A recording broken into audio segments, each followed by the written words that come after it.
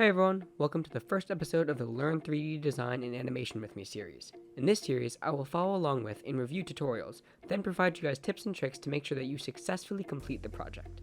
At the end of every video, I will also show you what I added on to the default project to add my own personal touch. That way, you guys have ideas and inspiration to practice your own skills, as the only way to get better is through experience. Hope you enjoy! Okay, so in this episode, I'm going to follow along with this low poly rock animation tutorial in Blender, made by Polygon Runway.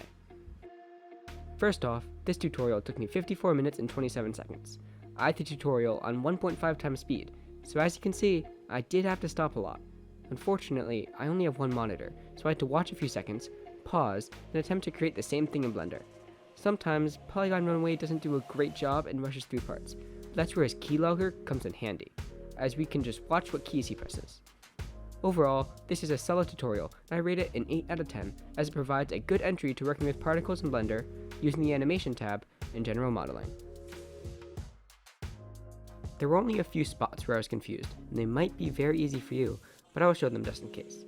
First, at 1:44 in the video, when he quickly tells you to bevel the rocket, I couldn't figure out why mine did not look like his. If you're having the same issue as me, make sure you go to the bevel settings and change segments from 11 to 1. This should fix the issue. Next, if your animation looks a little choppy, then you can mess around with the keyframe values to make it appear smoother. Maybe move the rocket a bit lower, or adjust the frame position. Finally, and most importantly, don't forget to change your render settings like I did. He doesn't show the correct settings because he probably assumed everyone knows what to do. However, he forgot about idiots like me who left the output as an image sequence. If you do this, after waiting 4 hours for the project to render, all you will have is a folder of images, which is disappointing to say the least. So make sure to change the file format to an FFmpeg video. Next, change the container to an MPEG-4. Other formats work, but I just prefer MPEG-4. Since this is low poly, we can leave the output quality at medium. Also, don't forget to change your render samples to 128 and tiling to 512. As these will help dramatically decrease your render times. Okay, without any further ado, here is the result of following the tutorial. Yup, that's right, it loops. All in all, I ended up having to render this 3 different times for a total of 10 hours, so I hope you won't have to do that and learn from my mistakes. Okay, time to add my own personal touch. My first thought was that this scene felt a bit empty without a background, so I decided to create a desert-esque location by making some rocks and a cliff. I also colored the rocket to make it more flavorful.